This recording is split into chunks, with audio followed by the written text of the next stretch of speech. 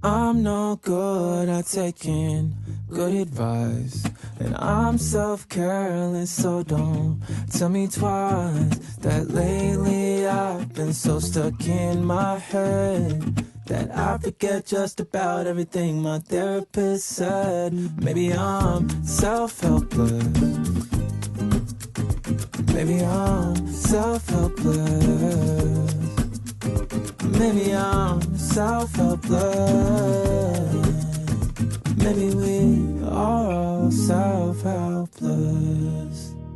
Hey everyone, welcome to Self-Helpless. I'm Delanie Fischer, and I'm joined by a fantastic guest, Zahida Sherman, who is the inaugural Director of Diversity, Equity, and Inclusion at the Southern California Institute of Architecture. She's a lecturer of anti-racism for the School of Drama at Yale University, and she runs her own DEI consultancy. And I know that so many of you are either in a field or want to be in a field where you facilitate some kind of transformative service, whether that's in a group setting, one-to-one setting, as a speaker at events. And that's exactly what Zahida does. So not only does this episode give you a peek behind the curtain on what being a DEI specialist can look like, but there's a lot of great information and tips in here for service providers in general, and especially for those who have to navigate emotional labor as part of their career, whether it's activism, caregiving, the mental health or medical field, and the things that can support with that, whether it's setting different boundaries, exercises you can do, self-care practices that can ultimately make this work more sustainable. So in this conversation, Zahida shares the ups and downs and the feelings that can come with this work, systems she uses to keep tasks organized as she balances a day job, a business, and speaking at different events. The simple thing that she did to get started, this is a really great tip for making information engaging and relevant. And Zaida's story of how she got started is such a great example of responding to a need. And the fact that she saw this very obvious gap that needed to be filled, and she felt called to fill it. It was really those moments for her where she realized, wait a minute, not only can I do this, but I can do this better than how it's being done. I think that's a really great takeaway for this episode as well. And we covered a lot of different questions like, how do people usually respond to this kind of work, and what's been the most effective and what hasn't been very effective. She also shares some really fascinating findings around the data from the anonymous surveys that she's collected from her workshops. We talked about how she handles situations where people are not happy to have a DEI consultant in the mix, and what to do when someone is very obviously hiring you performatively. Like, how does she respond and handle that? Also, what she does when this work feels way too heavy and how she gives herself mental breaks from it. The importance of making her work fun, not only for herself, but for her clients. The number one thing that prepared her to give an unexpected, impromptu keynote speech. And ultimately, what all of us really want, and the number one thing that everyone is afraid of in relation to this work, no matter our background. Zahida found across the board, these are the things that we all have in common. So here is my chat with Zahida Sherman. Zahida, thank you so much for being here today. Yeah, I can't believe this is really happening. Yes. So, would you be able to just give everybody a snapshot of the work that you currently do? Yes, I work full time as the inaugural Director of Diversity, Equity, and Inclusion for the Southern California Institute of Architecture, aka SCI-ARC. I am a lecturer of anti-racism for the David Geffen School of Drama at Yale University. So basically what that really means is, because I'm not a sound designer or a costume designer or set designer or anything like that, but I get to teach the next generation in those fields, and I get to give them really practical skills for anti-racism that they can apply to their professional lives. And I also have my own DEI consulting business where I get to help amazing leaders across industries build inclusive, dope, amazing, work environments. And I do it through a series of workshops. I also do one-on-one coaching with employees, with leaders. I do focus groups, audits, and like strategic planning of all my. Wow. Okay, so that sounds like a lot. Sounds like two full-time jobs, maybe three, two and a half full-time jobs. It's true. It's true. Are there certain systems that you have in place that enable you Oh my gosh, And I was all of waiting these. for this. I was waiting for this question. Yes, I think I had to learn through trial and error, just like you have to be organized Yeah. to not burn yourself out, but also to do justice to people that you're trying to serve. So it's not just time management, like it's getting organized on your Google Calendar and syncing your different calendars so you're not double booking things, organizing like Google folders. I started consulting in 2019, really. And this was like a 6+ year journey to even have the courage to try it. So things were coming slowly, and I was just kind of piecemealing everything. And then summer 2020 hit, and people were like, oh shit, Yeah. we got to do something. So business really skyrocketed, and it was easy to get unorganized or disorganized. And like, how do you keep track of, different pitches and different invoices and all these things? And I was so cheap before. So it made sense at the time. I was doing what I could. But I remember I was doing things like, downloading free invoice generators, and I wouldn't use the same one every time. So then, like, keeping all of that organized come tax season and finding different things, like, it was just kind of a wreck. And I'm actually, now I think I'm okay admitting that I'm a type A personality. I never would have seen that coming if you would have asked me as a kid, but it helps a lot. Oh, So yeah. just getting organized, paying for subscriptions to services that will make your business life easier, FreshBooks, Dropbox, this, that. Like, I wasn't doing any of that before, and it just created so much internal stress and confusion. And it didn't need to be like that.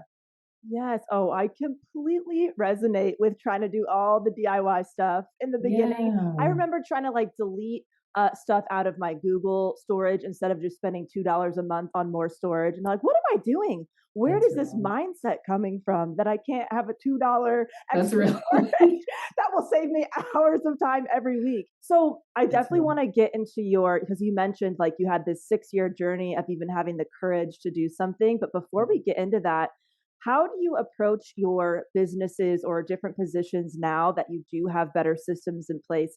Is there like, do you batch your work? Do you have different days for different tasks? Is there anything that you feel like works Mm. really well for you? Yes, because I think that's actually something that I learned from one of your podcasts in the last couple of years. Just trying to schedule my week in ways that make me feel like I still have life in me. Yes.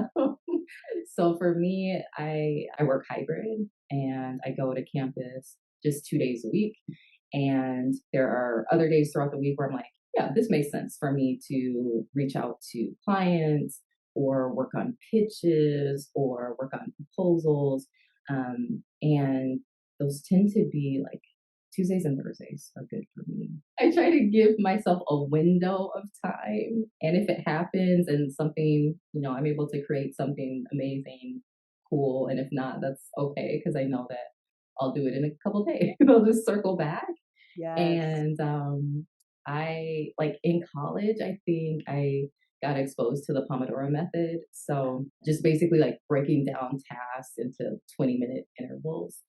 That has saved me for years and years and years, so that I don't get stuck, because it's easy to get super overwhelmed. And usually, like, within 5 minutes, I'm headed somewhere good. Those are some ways to structure my work and balance things. So interesting that you feel like you weren't always type A, but you've had to maybe become more type A to keep Yeah, all the balls in the air. yeah. And oh, I completely agree. I am somebody who needs external alarms for pretty much everything because Yeah, I can get into a point where I've been staring at the same email for 45 minutes and I'm like I could have hit send yeah. 40 minutes ago. What's going on here? So that's such a hot tip, the Pomodoro method. You mentioned that there was kind of a 6 year process that you were maybe working up the courage to do something. When did you know that you wanted to do this work and how did it come to fruition for you? So I was working at the very first college that I ever worked at. It was in the middle of nowhere, Ohio, but like tremendous experience. I was starting out working in multicultural recruitment and then transitioned to their expanded office of diversity, equity, and inclusion. So I was doing retention things. And that was kind of the beginning of being curious about positions outside of higher education that were like slowly popping up. It would be like, oh, DEI coordinator of this in the corporate space, or DEI director, or DEI consultant. And at the same time, like I love pop culture. I love like reality TV. I love Me music. too. I love everything. So, paying attention to social media, there would be different companies coming out around that time with just epic fails for representation in their advertising and marketing and, internal things getting leaked. I would always think to myself, like, didn't they have anyone on their team telling them not to do this? Like, who's advising these companies? How are they ending up looking this bad? Yes. I was like, hey, at the time I was like mid to late 20s, like, hey, I got student loans, I have bills to pay, I'll do this. Like, I would happily do this for a company and, let them cut the check. So that was the beginning. And then I have since worked at 4 colleges, and I had a stint working as a DEI coordinator for a law firm. So throughout working those different jobs, I occasionally, like, we would have to attend different diversity trainings, and some of them were so bad, like, it was painful. And all the while I was working in, intercultural types of departments where we would have to create our own services and come up with different presentations. And so I was just like, you know what, for kicks, I'm just gonna start doing my own thing and testing it out on my colleagues and like see what happens, because I feel like I could do so much better than these external consultants who are whack and come in and make bank and don't even give people good information, let alone empower them to do good work. So what were the first steps that you took to test out your own kind of consulting offer?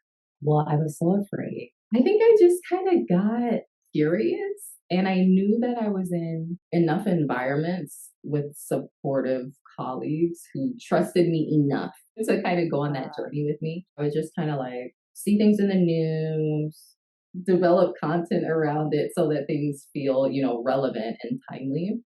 And, like my background is in history and anthropology and African American studies and things like that. So research and coming up with something fairly quickly, like that's something I was just kind of trained to do. And I would just ask people, have you thought about exploring this topic? Or, hey, what do you need for this upcoming quarter or semester? Because I can do XYZ. And it's like I was solving a problem for them that they more often than not didn't know how to work their way through. Yeah. So when you were experiencing a service where you're like, oh, this is not good, like when you were in it on the receiving end, what did you want to make sure that you included in your own services that would be different? What gaps were you filling? You kind of mentioned making things relevant, maybe more engaging, it sounds like.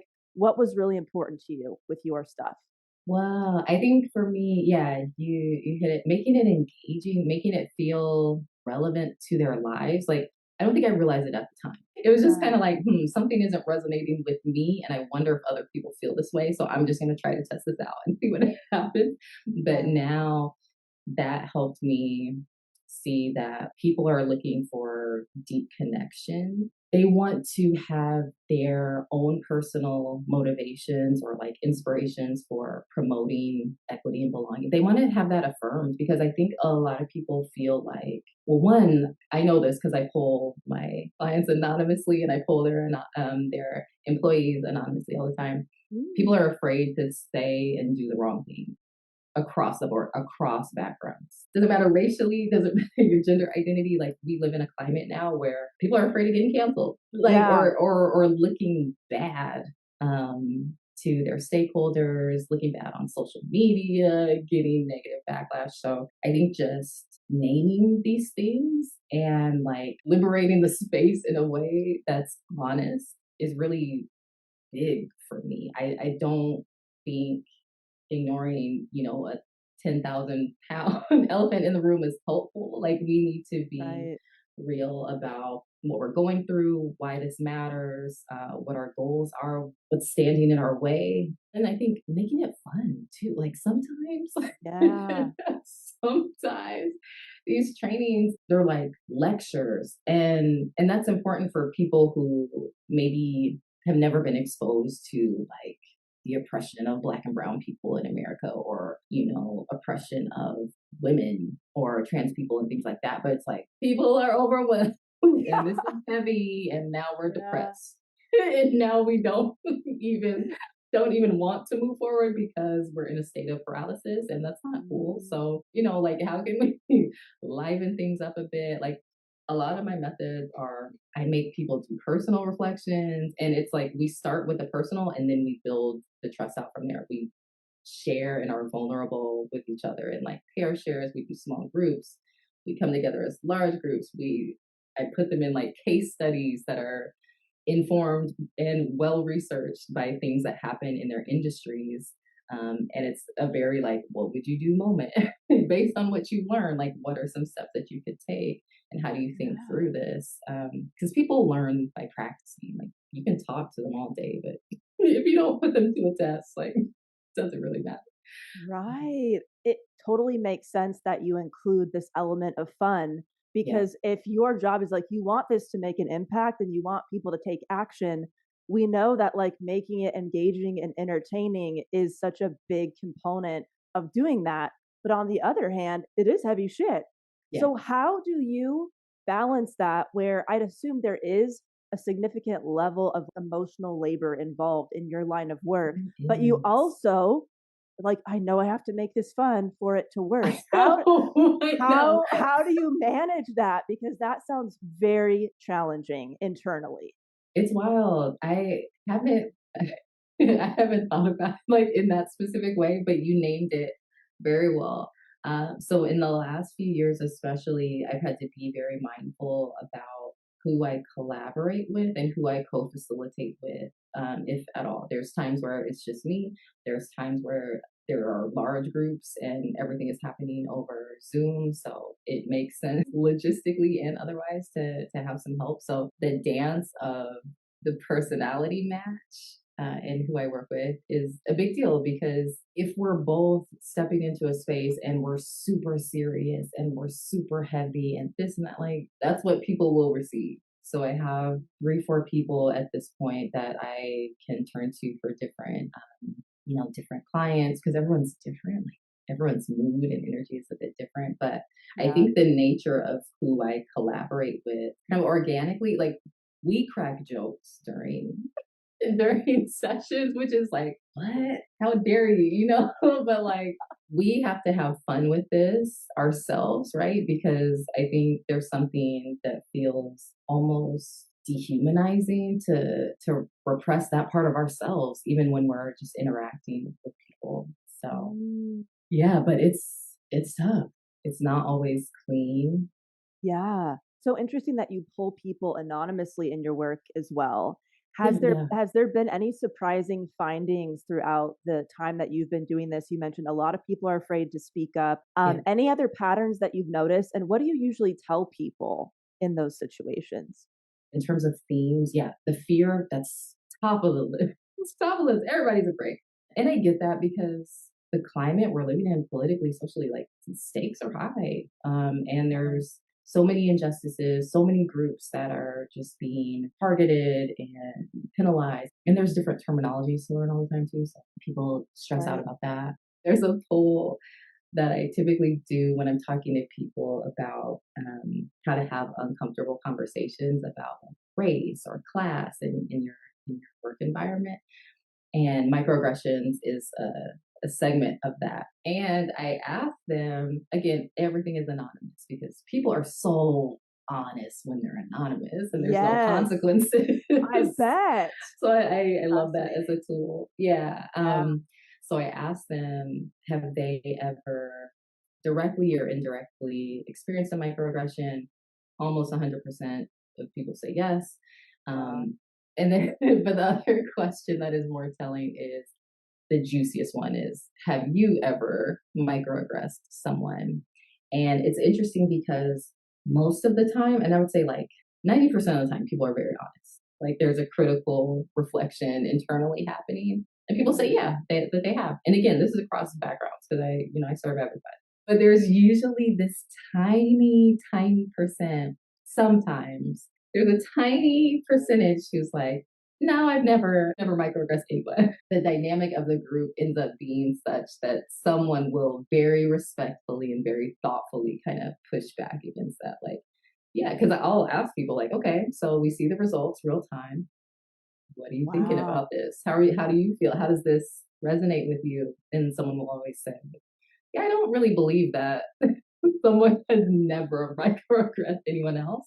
But typically that happens because, or people may respond that way because they're just kind of, in the beginning of their own awareness. So like most people, we have all done this, but if you're at the very beginning of understanding equity and belonging and diversity, like you're not even aware of the harms you've caused intentionally or not. People need to see there's something that happens with data when you have the group present and engaged. It's completely different than like, hey, check your email later because here's a link to a survey. Like it's way better if you do it in the moment. But also it's good for people to see the results of why we just convened, for 2 hours or whatever the case is, because y'all needed these skills, right? Yes. Like before, 30% of you were confident challenging microaggressions, and now 85% of you feel great or a little better, right? A little better, if not much better. And I think another reason is sometimes you just have to let the people know, like, you're good at what you do. You're good at what you do, which also kind of speaks to, depending on the nature of your work, there's always going to be like that one or two like haters in the mix who are like, why are we doing this? Da, da, da, da, da. Like very negative, very skeptical. And so it's helpful for them to see like, oh, well, all your colleagues love this. So maybe this is worthwhile for you to take seriously. That data is so powerful because you cannot argue with it. Like when you meet with everybody and then you present it kind of to the group, maybe even the people at the, higher up in the company, they might think everything's pretty solid. And they're like, oh, 100% of people have experienced this or something. I'm assuming that makes people think about this very differently and want to step up and take action. Are there any misconceptions about hiring a diversity, equity, and inclusion specialist in a company that you would like to clear up, that you find Yeah. No, I would say even in the most liberal of environments, I don't think 100% of your employees are excited that there's a DEI specialist, consultant, director in the midst. That's just not the case. So that's one. Sometimes people think that if there is a DEI director or consultant, you're going to do all the work for them. And this is not that. Like, I try to be very clear. Like, I'm here to give you tools to do your job in your department better. I'm not here to do your job for you. And that seems like it would be obvious, but a lot of people, something I try to remind people, clients, colleagues, is that if you've spent like a significant amount of years in the United States, like, we don't have foundational tools, vocabulary to navigate these conversations, let alone like incorporate DEI into our jobs in a thoughtful way. So people they just don't even know how to recognize someone in this role. So there's just a lot of weird ideas about us kind of being the savior. We're here and we're just gonna make everything better in one fell swoop in like 6 months, a year time. We're gonna solve racism. Oh my gosh, yeah. Whoa, that's not how this is gonna happen. I think people don't understand that this is a very long-term investment. And I think there's also, it goes back to, I think, the desire for the person in the role to solve all their problems. But also, I don't think people are aware that even collaborating with a DEI consultant who most likely will come from some sort of historically excluded background. When you're collaborating with us, if you're collaborating in a thoughtful way, it will mean that you actually have to examine yourself and the ways that you may or may not be even comfortable taking guidance from someone from this other background. Like, I think a lot of people are okay with the performance or the optics of DEI. Like, they're cool with the statement. Maybe their company will put some funds towards, doing something in the community or whatever. But when they themselves are challenged directly, different story. Different story. There's pushback. I was just going to ask you, I bet there's a whole host of reasons why people hire you. Everything from they understand the value of the work for themselves, their team, the mission of the company, but also doing it performatively. Yeah. How quickly are you able to tell when somebody's doing it performatively? And like, what is your response to that? Like, how do you navigate that? Yeah, no, you can sniff it out very, very quickly. It's always good to just search, the company that is reaching out, see what the website is looking like, see what social media is looking like, but more importantly, see what kinds of actual initiatives or actions have come from their talk. Did they do anything at all as a result of Summer 2020 Black Lives Matter edition? Right. That's one thing. But even if we make it to the point of consultation, over Zoom or on the phone, I start asking them specific questions like, what's motivating you to do this? Were there any incidents that led to this point and you wanting outreach? What is your budget? And when I've gotten murky, dodgy kind of answers, hesitations, people don't have a budget at all because they haven't thought about it, or the stories that they're telling me about incidents that have happened in the workplace, like they're not sitting right with me. And I feel like that's too much for me to take on just in my vibration. I don't want to work with you. I can set that out pretty quick. Yeah, I'd imagine so. What are your like go-to self-care practices or rituals? Like, how do you take care of yourself through all this work? I try to have boundaries, and this is very new for me. I feel like I didn't grow up learning how to have boundaries in different aspects of life, but I did learn this one professionally throughout the pandemic. There was, again, like an increased volume of client work on top of 9 to 5 work, and it was easy to be overwhelmed. And something that happens, I won't say all of the time, but something that happens is, I'm asking people to reflect deeply on like their early introductions to racism or sexism or, other forms of oppression. And as they share it, this is emotional. And of course, I give people like community agreements, and one is like, hey, practice self-care. If you need to tap out, tap out. It's okay.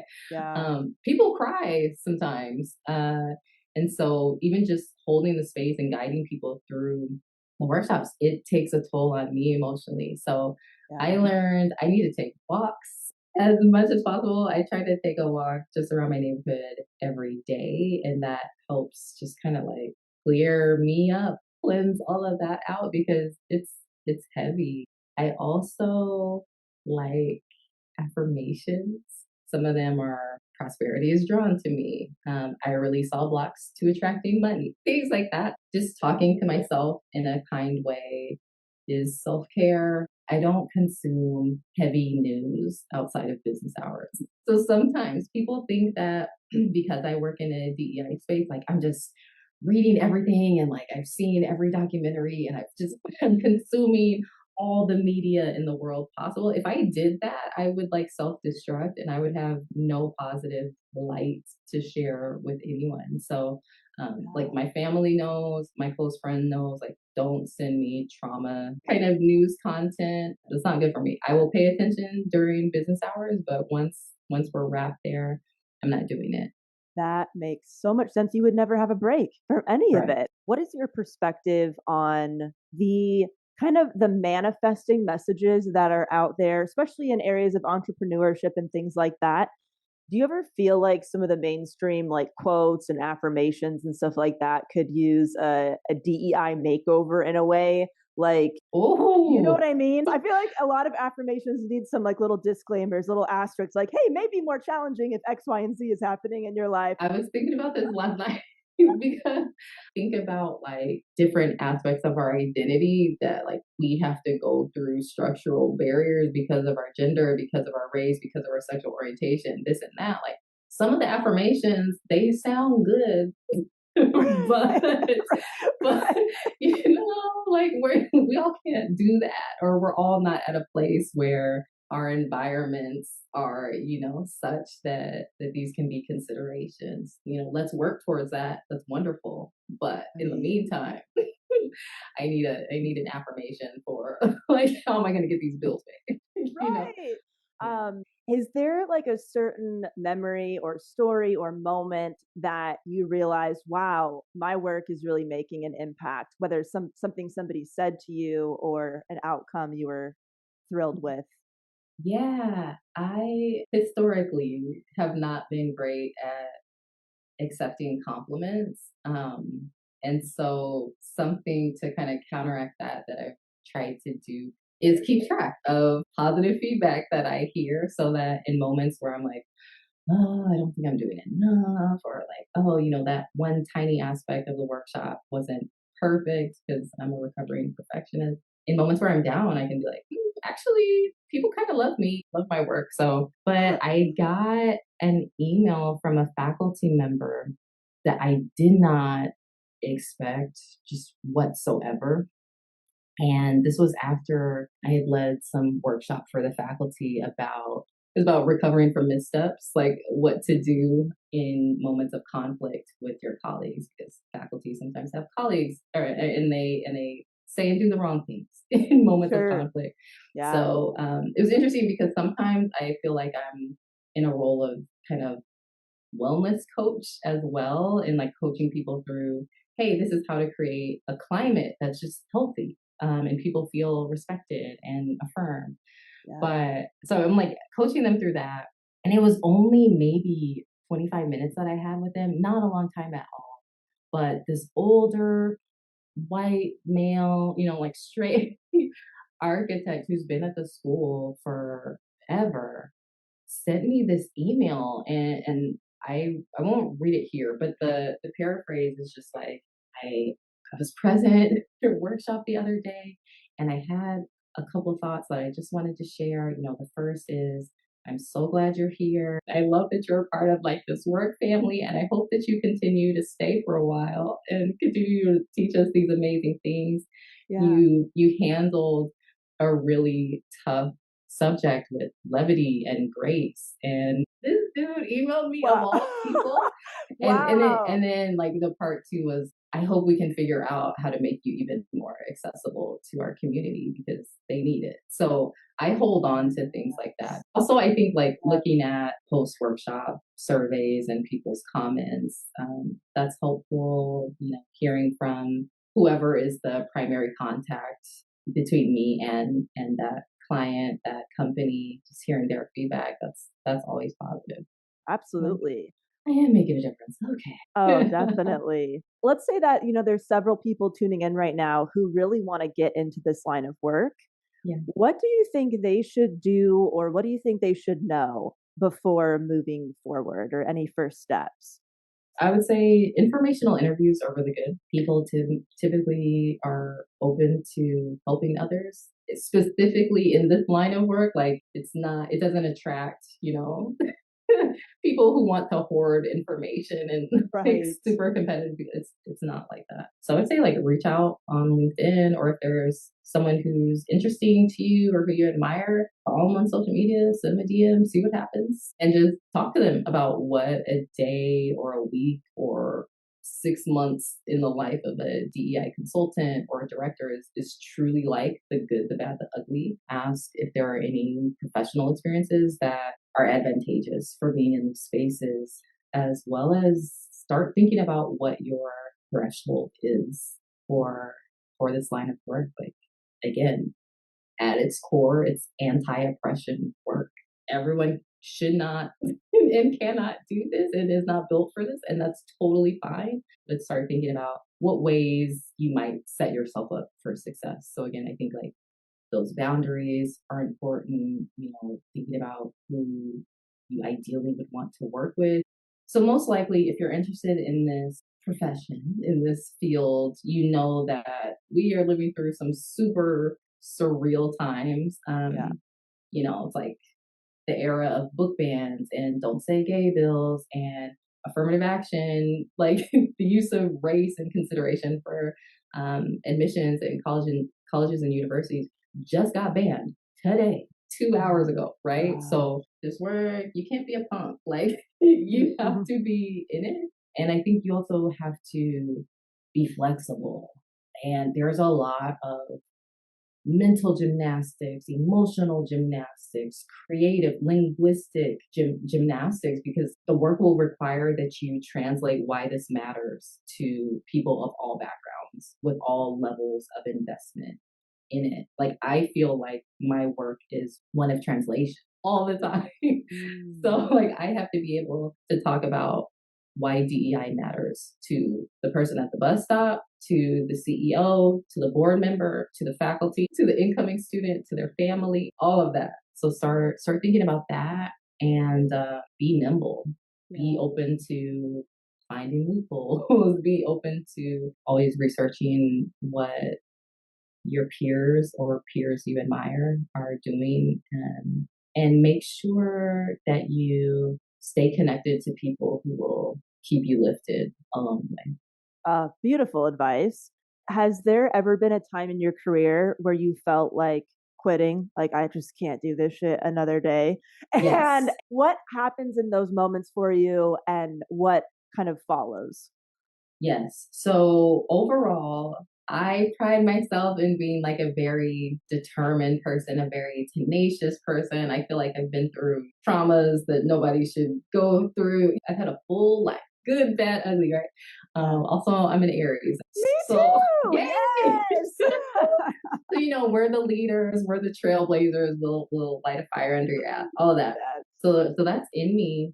But literally last month, the political climate, like I've never felt it in the way that I felt it last month. And I'm not sure what the combination was, but it was just like this moment of coming to terms with like, oh my God, it really feels like this country does not want some of us to just exist. I'm the daughter of a writer. So I grew up, books were my world. I'm a writer. I do freelance, here and there.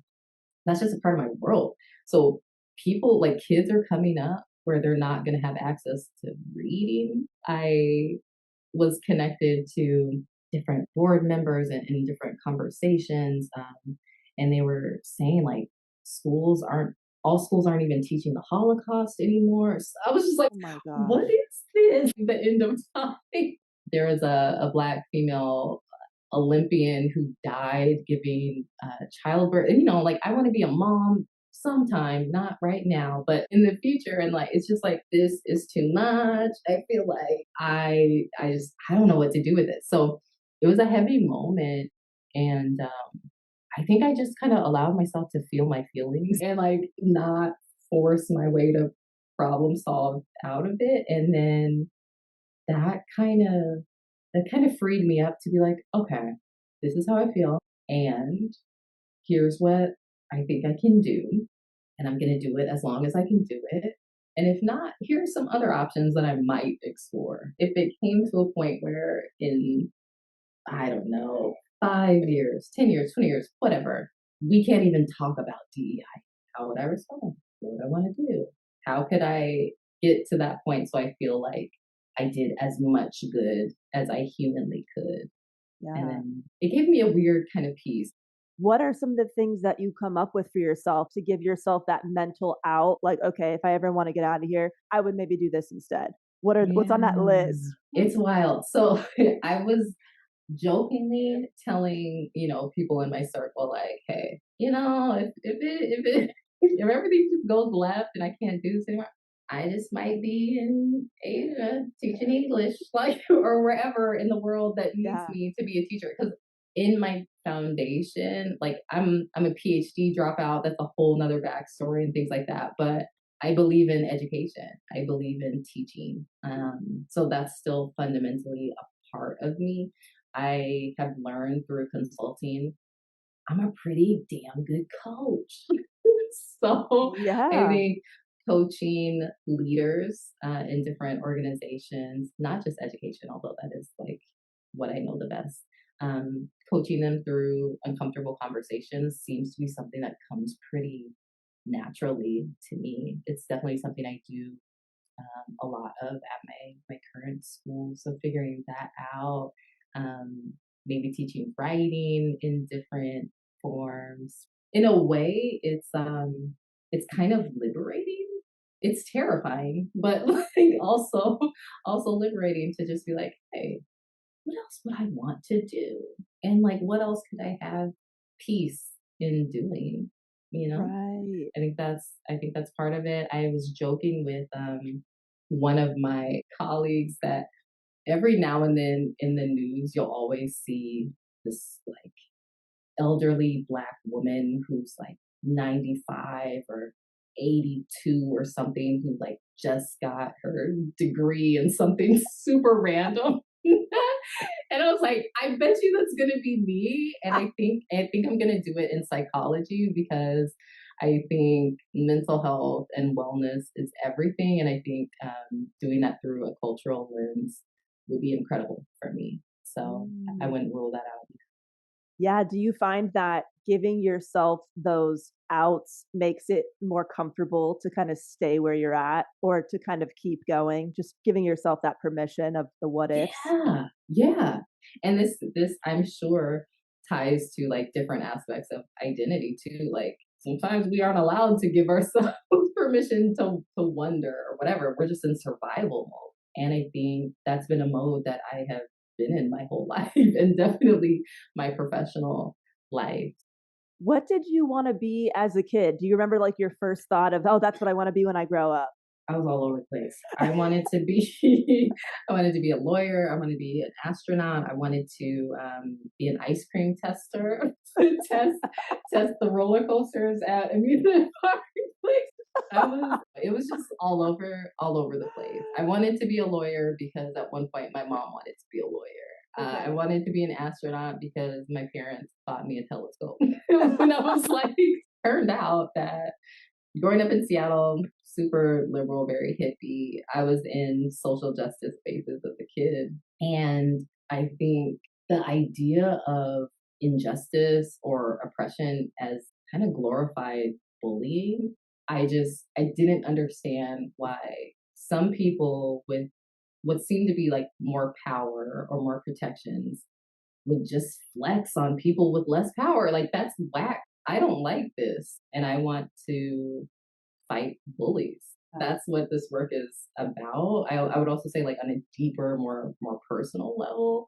My family, just generationally, we've survived things like violence, trauma, verbal abuse. Everything is mixed in there. And like I was bullied in my family. That's deeply a part of me. And I don't want people to feel alone and unsupported. And like advocacy allows me to fight those fights. Yeah. I've noticed that you've written a lot of fantastic articles, like I think across Healthline and Bustle and some other Yeah. things. Has there been a certain article that either felt like the most fun to write or even the hardest to write? Because I'd imagine trying to get something that you really care about into kind of a concise piece of work Yeah. can be a challenge as well. Two come to mind immediately. For the most part, it's not super emotional. It's fun. I get to interview people a lot about Black life, find out about industries and like life paths that I had no idea about. So it's a lot of fun. But the most emotional ones, I wrote a piece for Bustle about what it was like being in a position at a university specifically designed to support Black students who were super underrepresented, like 3% of the student body.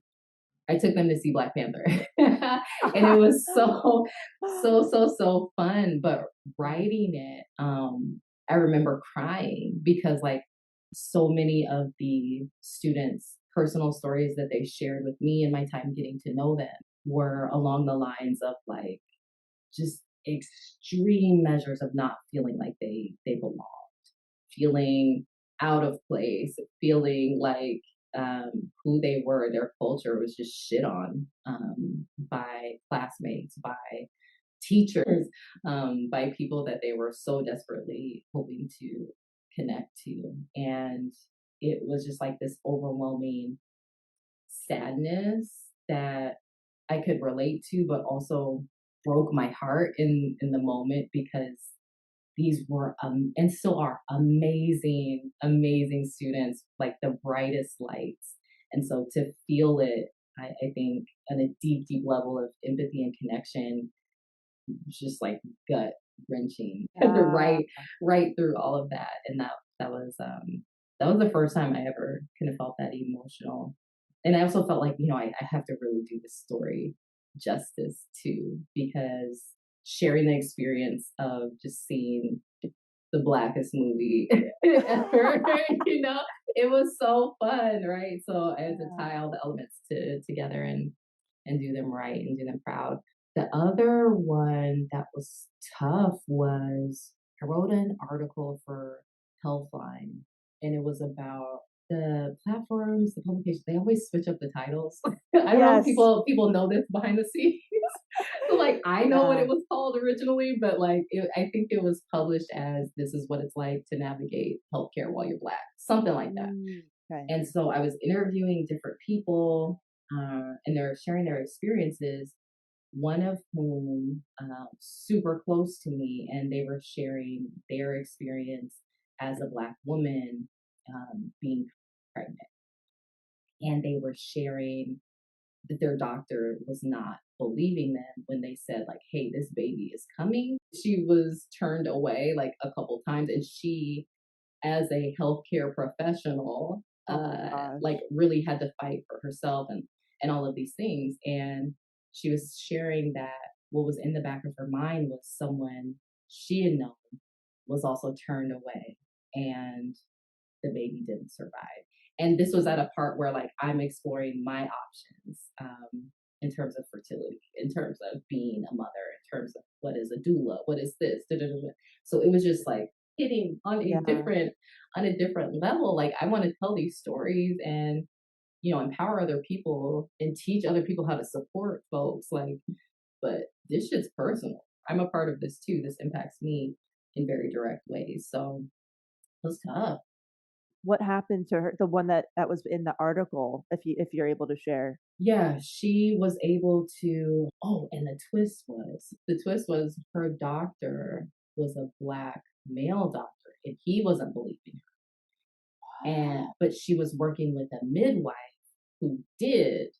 And so the midwife did some kind of manipulation, some sort of test, I don't know, and was like, no, she needs to deliver this child now. Child alive, well, mother alive and well, but it could have gone otherwise, right? And I know that child. So it's just like, you're telling me that so and so could have prevented this kid who I love dearly from being in the world. Like, right. It hits different. Gosh, yeah.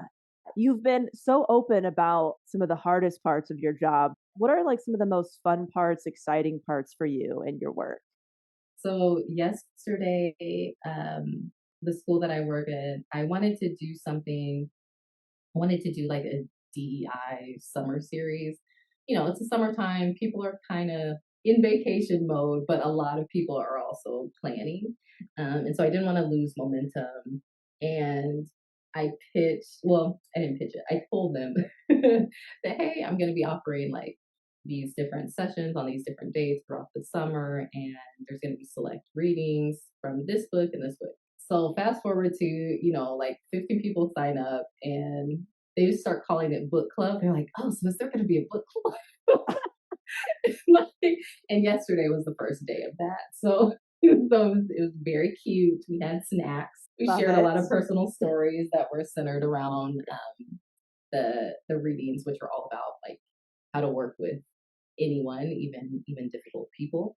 And I made sure to bring a DEI lens into it. So we were talking about things like, what's at stake in moments of conflict for colleagues who are from marginalized backgrounds or privileged or protected backgrounds, right? Like, can I show up in in conflict and it be received well, knowing I'm a Black straight woman, all these things versus people of other identities, and how do we like wrestle with that but still make it through. So it was a lot of fun, major success, everyone loved it.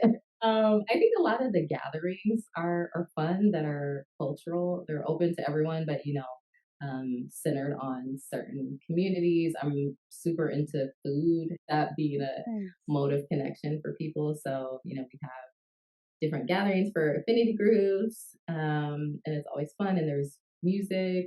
We played Mexican bingo for the Latinx, the Hispanic affinity group. That was very involved.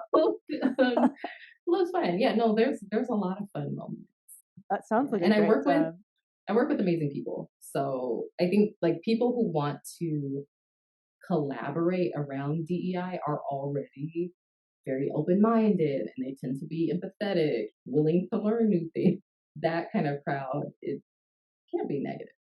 That's awesome. Yeah. So as a lecturer, public speaker, do you have any like stage fright? Yeah, I mean, I'm always nervous before. It takes me about, I would say up to 5 minutes in to be like, like take a deep breath, like, okay, we're here. I got this. They seem engaged. You're warming up. Like, okay, I think it's going to be okay. No, every single time, 100% of the time, I am nervous beforehand. And I actually enjoy public speaking, which I know a lot of people hate, but I've always felt like if this is my domain, if I get to talk about something I love and I'm passionate about and I have amazing expertise on, like, this is my moment to shine. I don't want to like have too much attention the rest of the time, but like, so I like that, but I definitely get nervous before. There was an engagement where the nature of what I was doing, I was supposed to be able to like lead a quick workshop for a retreat that a client was having, and I don't know what happened, but like their schedule just flipped upside down. And so I ended up showing up and being asked to instead like meet with different stakeholders, just basically have conversations, different members about their experience and their goals and things like that, but also give like kind of a surprise keynote. Oh my gosh, that stresses me out just hearing that. Yeah. So, and I remember beforehand, I reached out to someone that I co-facilitate with, and I was just like, "Hey, so this happened, and like, I know it's not a best practice to have a department or a company completely switch up how they're going to prioritize the DEI conversation. So like, that's kind of irking me already, but it is an opportunity, to connect with them in a different way, and I haven't really done a keynote like this. So should I do it?" And they're like, and so like I'm venting, but also trying to problem solve. Yeah. And they're like, "Well, why don't you just go and see what happens? And you can adjust the invoice and all the stuff. Like, don't worry about that." I will. Yeah, correct. I was meeting all the people, and I was talking to the Connect there for a while, and we were going over some things that I was interested in saying. I think I had like 15 minutes to talk to them. And luckily, the beginning of the year, I was like, I'm just going to have some YouTube videos for my clients so they can just watch me talk about different things, 5 minutes or less, painless, right? And because I was already in the habit of like doing those short videos, I was able to kind of come up with something on the fly to talk about to this group of like, I don't know, 200 people. It worked out, but it was just like, it was completely unplanned. Sounds like you crushed it. I mean, wow, that's intense. Are there any moments that stick out to you that have felt especially like magical, I guess you could say, or serendipitous? Yes. I love to hear about this stuff. True moment of everything aligning in every way possible. What someone that I was friends with, was classmates with in high school, we were interacting in social justice spaces in Seattle. We were friends in high school, went our separate ways in college, fell completely out of contact, which, happens in life. And then 2020 came. For whatever reason, we still followed each other on social media. And that week, so our birthdays, my birthday is March 27th, her birthday is March 26th. I saw that she had a Zoom birthday party coming up, because remember, this is like COVID just happened. Hey, the world is shut down, and Zoom is kind of sexy and cool. Right. So I saw that she was having a Zoom birthday. I don't know, looks like she's living a good life. Like, let me attend and see what happens. So I did, and it was lovely, and I got to learn more about her. Great. I extended an invitation to her to my Zoom birthday party, which there were performances, there was trivia about me. Oh my gosh, how cool is that? That's such a good idea. Type A. So, and then she reached out afterwards and was like, "Hey, I would love to just like drop in with you, connect, like see what you've been up to." Fast forward, she's been like killing it as coaching these venture startup companies on their strategy and like doing all these things. Yeah. And she was looking as a consultant to branch into DEI or have her client work have that kind of component. And so she's like, so, I have this coming up. Would you be interested in co-facilitating with me? I haven't seen her since high school. So, but you trust me enough to be your co-facilitator? Okay. That turned into a working co-facilitation since. Like, we've been co-facilitating, referring business to each other, and we've made some good money together. I love stuff like that. Is there anything that you would like to leave people with, or anything that we didn't cover today that you think is especially important for people to know? Well, this was like something we talked about maybe in the first 10 minutes or so, but just with the efficiency and time management, I forgot to say that I really love scheduling emails to send. Oh, so good. That has saved my life. So that's like on the lower tier of things. But I think just kind of closing thoughts, I know that a lot of your listeners, because this is me as a listener too, care about wellness and mental health. And I just want to remind people that the work of DEI is making sure people know how to affirm people of all backgrounds, especially the ones who have been the underdogs structurally, making sure they feel, again, like they're safe psychologically in their work environments. They're safe to collaborate freely and openly without fear of penalty. That they feel like they have what they need to succeed. That's everything. I know sometimes people feel like the work of DEI is so overwhelming, but you do have a stake in this. Everyone cares about wellness. Everyone wants to be well. Everyone deserves to be well. So I think when you can start looking at the work through different lenses, it lifts the weight off a bit.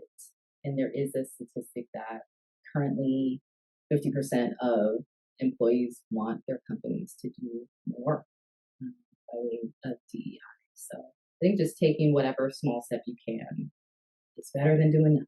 Yes. And you have to take care of yourself along the way. Zahida, thank you so much. Where can people find you, your work? How can they hire you? All that good stuff. Go to my website. It's The Crown Consulting, exactly how you would spell that, The Crown Consulting.